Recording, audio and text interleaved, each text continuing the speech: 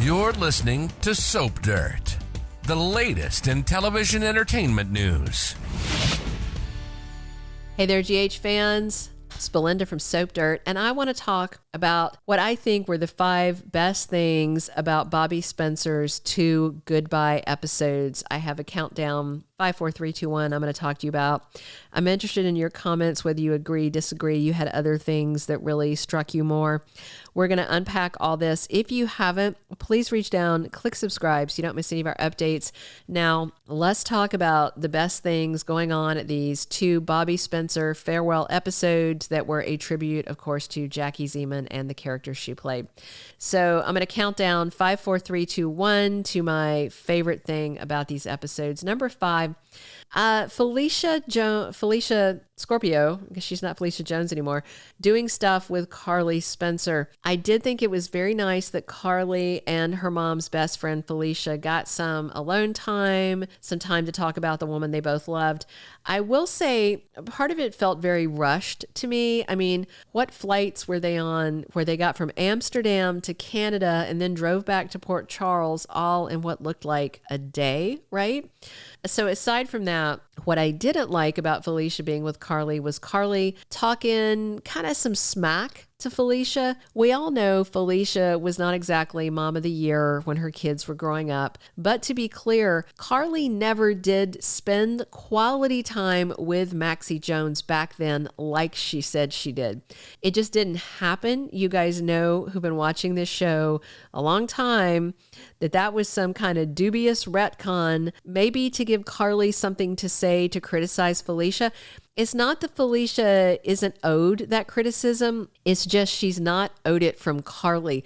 Carly was never part of any of that storyline. She was not some kind of big resource for Maxie, and GH just retroactively kind of redid that. The stuff Felicia said about not wanting to know Carly because of what she did to Bobbie was totally justified, though. Maybe the GH writers were trying to make it a quid pro quo for some reason. So their time together, yes, good move. The rewrite on the Carly Maxie history, no thank you.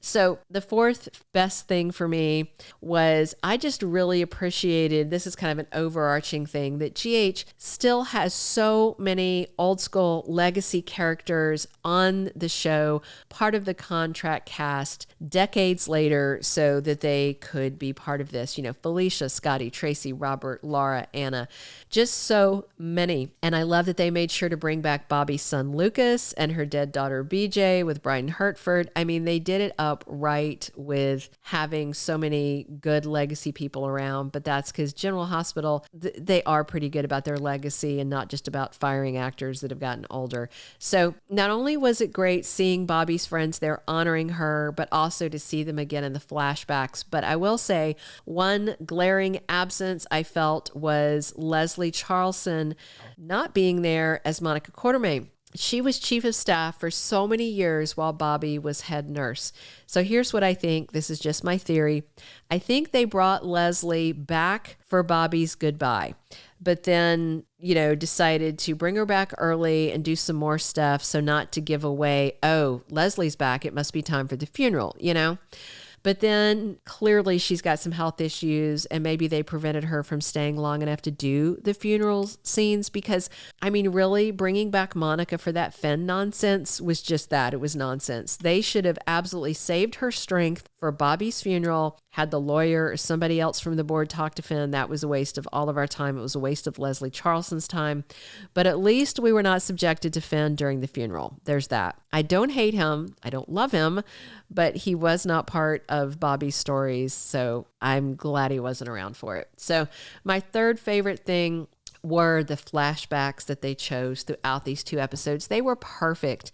They showed Bobbie's flair and her fire as well as her kind heart, some of the rivalries she had in the past. And, it wasn't just all like angelic moments. I thought they really honored the scope of her character because she did have a very, significant arc, and she did change and mature so much over the years. And the montage, especially in the last moments of the show when Carly was alone at Kelly's thinking about her mother, to me were just epic. Those beautiful scenes with BJ, with Maxie, with Carly, Laura, and Bobbie talking about Luke's death, the nurse's ball scene, the older scene with Scotty, all of it in totality was everything we needed it to be, in my opinion.